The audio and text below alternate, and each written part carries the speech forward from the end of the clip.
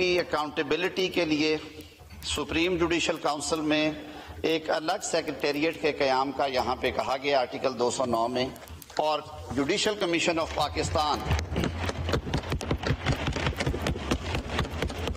मेरा ख्याल उठ के मेडलॉन है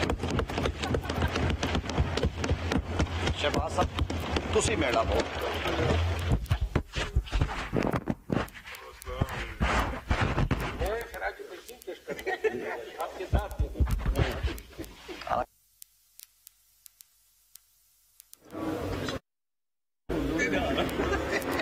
लॉ मिनिस्टर साहब सुने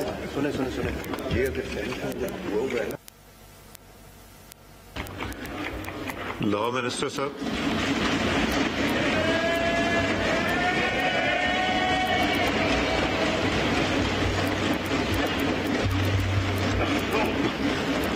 लॉ मिनिस्टर साहब, यू हैव 3 minutes सर। जी मिनिस्टर साहब, यू हैव 3 minutes सर। जी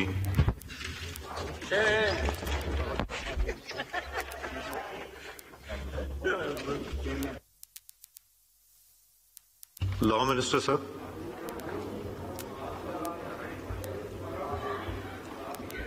जी आप 2-3 मिनट में कीजिए, फिर मैं बिल्कुल कर लेता हूँ। फिर मैं इसको सर इसी तरह आर्टिकल 111 में एक अमेंडमेंट तजवीज़ की गई है। आर्टिकल 111 ये है कि सर आइन में वफाकी हुकूमत और सूबाई हुकूमतें 5-5 एडवाइजर्स जो हैं वो अपॉइंट कर सकती हैं। आमतौर पे वो टेक्नोक्रेट्स भी होते हैं या अपने फील्ड के माहिर होते हैं। वफाक में एडवाइजर्स को ऐवान में आके सवालों के जवाब देने की इजाजत है, वो बैठते हैं, राइट ऑफ वोट नहीं है अगर वो अनइलेक्टेड है। सूबे में ये नहीं थी तो सर वो ये अनोमली दूर की गई है। उसके बाद ये जो आर्टिकल 175A है, ये जुडिशल कमीशन की सर नई शक्ल होगी। जुडिशल कमीशन की नई शक्ल में कहा गया है कि चीफ जस्टिस ऑफ पाकिस्तान इसकी सरबराही करेंगे। 3 मोस्ट सीनियर जजेस ऑफ सुप्रीम कोर्ट होंगे। मोस्ट सीनियर जज ऑफ कॉन्स्टिट्यूशनल बेंचेस में से जो होंगे वो इसके रुकन होंगे।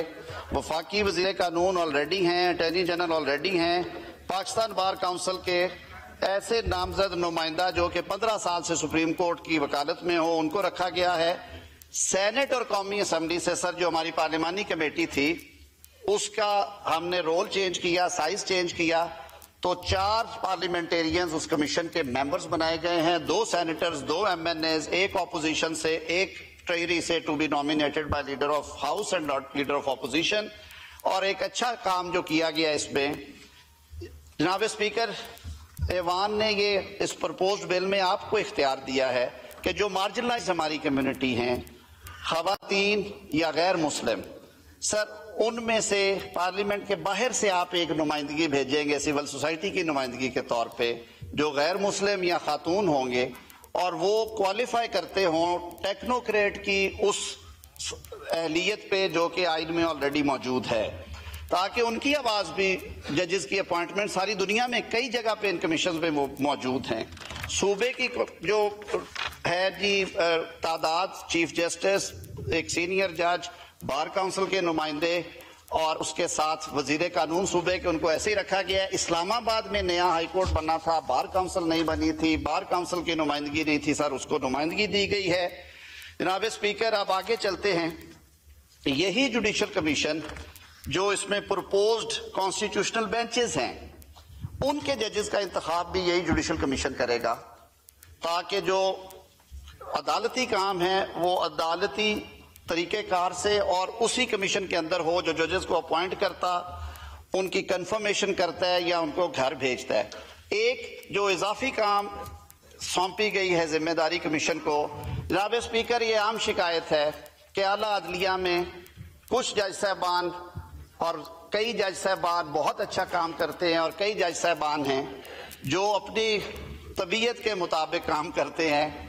एक ही जगह पे, मैं पहले भी ये बात कर चुका हूं, एक कॉरिडोर होता है, आप इस बात को समझते हैं। एक अदालत में रोज 15 मुकदमों का फैसला होता है, दूसरी में रोज 1 या 2 का होता है। जो काम नहीं करता उसकी एवेल्युएशन होगी कमीशन में, रिपोर्ट्स आएंगी, एक क्राइटेरिया सेट किया जाएगा। जो काम नहीं करता सर वो घर जाए।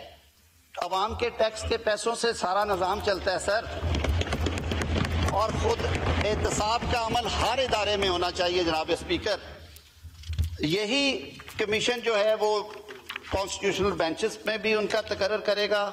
इसी तरह जनाब स्पीकर जो हाई कोर्ट में अपॉइंटमेंट की एज है उसको 45 से 40 साल किया गया। हमारा यंग टैलेंट आ रहा है सर, बहुत अच्छे लोग आ रहे हैं, हमें एक अच्छा पूल मिलेगा सर। आर्टिकल 184 में एक तरमीम की गई है कि सुओ मोटो में करें, एक्सरसाइज करें ओरिजिनल जुरिस्डिक्शन, लेकिन सवाल गंदम जवाब चना नहीं होना चाहिए जनाब स्पीकर। मांगने कुछ जाते हैं, दे के कुछ भेज दिया जाता है, एक दफा नहीं ये कई दफा हो चुका है। उसकी एक स्टेटमेंट दी गई है कि जो कानून की पहली मंशा है कि जो मांगा जाए, जो प्रेयर होगी, जो मुद्दा होगा, जो कंटेंट्स होंगे एप्लीकेशन के, आप उसमें रह के आप फैसला करें, ये वहां पे तरमीम की गई है। आर्टिकल 186 में सुप्रीम कोर्ट की पावर्स है एक सूबे से दूसरे सूबे में केस ट्रांसफर करने की, और जहां पे ऐसा केस आए जिसका इम्पैक्ट पूरे मुल्क पे आए, पंजाब में बैठ के या सिंध में बैठ के ऐसा पास ऑर्डर करे जिसका इतलाक खैबर पख्तूनख्वा से लेके बलोचिस्तान तक भी हो रहा है, तो वो केस की नोयत को देखते हुए सुप्रीम कोर्ट अपने पास भी उसे रख सकती है जनाब स्पीकर। इसी तरह 191A जो है constitutional benches in the supreme court, उनका कॉन्स्टिट्यूशनल कोर्ट के जो दोस्तों ने कहा कि उसके सब्स्टिट्यूट के तौर पे उनको यहाँ पे शामिल किया गया है। Judicial commission of Pakistan nominate करेंगे नंबर ऑफ जजेस जो कि कॉन्स्टिट्यूशनल वर्क करेंगे, 184 की 186 की जुरिस्डिक्शन एक्सरसाइज करेंगे। जो हाई कोर्ट से नीचे से फैसले आते हैं, जो कॉन्स्टिट्यूशनल इंटरप्रिटेशन या लीगल इंटरप्रिटेशन जुड़ी हुई कॉन्स्टिट्यूशन से, फंडामेंटल राइट्स के हवाले से, उन अपीलों के फैसले भी वो करेंगे, ताकि बाकी सुप्रीम कोर्ट इन मामलात से हटके जो आम लोगों के मुकदमात हैं जिनकी तादाद 60,000 है उनको रिलीफ दे सकें। और ये स्पेशल कॉन्स्टिट्यूशनल बेंच दीगर अमूर भी निपटाएंगे, लेकिन इन कैटेगरीज ऑफ केसेस को ये कॉन्स्टिट्यूशनल बेंच डील करेंगे जनाब स्पीकर। इसी तरह हाई कोर्ट्स के लिए भी कॉन्स्टिट्यूशनल बेंचेस जो हैं वो मुतारफ कराए गए हैं, सारा मैकेनिज्म दे दिया गया है आइन में। एक किया गया है कि सूबाई खुद मुख्तारी को सामने रखते हुए हाई कोर्ट्स में जब ये राइज करना है, उसके लिए उस मुतलका सूबे की असेंबली और इस्लामाबाद हाई कोर्ट की सूरत में जॉइंट सिटिंग में 51% वोट्स के मेजॉरिटी वोट्स के साथ जो है उसका एक रेजोल्यूशन पास होगी, जिसके बाद सूबाई हाई कोर्ट्स में भी मुतलका हाई कोर्ट में वो बेंचेस बन जाएंगे। सर ये मेन सैलिएट फीचर्स हैं।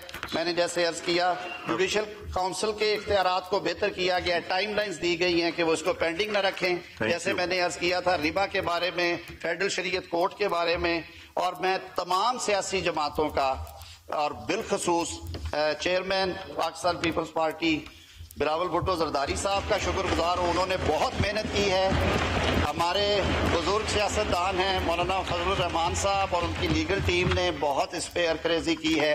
और हमारे जितने इत्तेहादी जमातें हैं मुस्लिम लीग नून के साथ इस हुकूमत में, MQM है, इस्तेहकाम पाकिस्तान पार्टी है,